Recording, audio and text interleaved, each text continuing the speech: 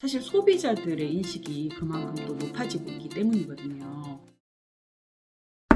안녕하세요. 지난번에 제가 네덜란드 이야기 해드렸잖아요. 오늘은 스위스 이야기를 좀 해볼까 해요. 글로벌에서 벌어지고 있는 되게 신기한 이야기인데요. 스위스에서 국민투표가 벌어졌습니다. 어떤 내용으로 국민투표가 벌어졌냐면 모든 스위스 기업한테 공급망 안에서의 인권 침해라든지 환경에 대한 나쁜 영향을 주는 그런 행위가 벌어질 경우에 법적 책임을 묻는 그런 국민투표였어요. 만약에 이 법안이 통과가 되면 전 세계 공급망 안에서 비윤리적인 활동을 한 기업들의 경우 처벌을 받게 되는 거죠. 그리고 이 공급망에 대한 실사도 의무화자라는 거였어요. 스위스에서 이 법안을 발의한 단체가 어디냐면 비영리 단체인데요. 기업정의실천연합이라는 곳이에요. 여기에서 70개의 스위스에 있는 단체들이 다 같이 모여가지고 이제 더 이상 기업이 제품을 생산하는 과정에서 벌어지는 다양한 여러 가지 문제들을 그냥 보고 있으면 안 된다라고 해서 환경적인 사회적인 책임을 부과하는 ESG 중에서 ES를 특히 부과하는 그런 운동을 해오다가 스위스에서는 법안을 제출을 하려면 국민들의 지지를 서명을 받아야 되는데, 그래서 이 단체는 스위스 국민들이 이제 이 법안을 지지한다라고 해서 12만 명의 지지 성명을 받아가지고 이 법안을 제출을 했어요. 스위스에서는 국민이 제안한 국민투표의 경우 국민 과반수하고 주정부 과반수의 지지가 있어야 이 법안이 통과가 되는데요. 결과가 어떻게 됐느냐? 세계 최초로 이루어지는 기업의 인권, 환경 실사에 대한 의무화 법안, 그래서 관심이 많이 쏠렸는데 결과는 국민들은 50.7% 지지를 받아서 국민의 과반수는 얻었어요. 근데 주의 국민의 과반수를 얻지 못해서 결과적으로 이 법안이 부결이 됐습니다. 그래서 이 법안이 부결된 이유에 대해서 코로나 때문에 아무래도 여러 가지 경제적인 상황이 안 좋아질 것을 우려한 국민들이 조금 보수화된 측면이 있었고 도시와 농촌 지역에 인식 차이도 있었다, 이런 얘기를 했는데 어찌됐든 스위스 한 의원은 이렇게 얘기를 했어요. 20년간 정치 생활 중에서 가장 공격적인 캠페인이었다, 이렇게 얘기를 하고 있어요. 스위스만 이러냐? 사실 스위스만 그런 건 아니에요. 프랑스에서는 이미 그 공급망 책임에 대한 법안을 제정을 했고요. 2021년 내년이죠. 유럽위원회에서도 공급망 실사에 대한 새로운 규정이 만들어질 겁니다. 스위스도 이번에 법안 통과는 실패했지만 의무 강령이라든지 형법에 이런 조항을 만들어서 정부의 자체 기준으로 기업의 공급망 실사라든지 책임에 대해서 계속 의무화하는 쪽으로 나아가고 있어요. 스위스에도 유명한 글로벌 기업들이 많죠. 로쉐나 네슬레나 이런 곳이 다 본사들이 다 여기에 있고 글로벌 다국적 기업들이 유럽에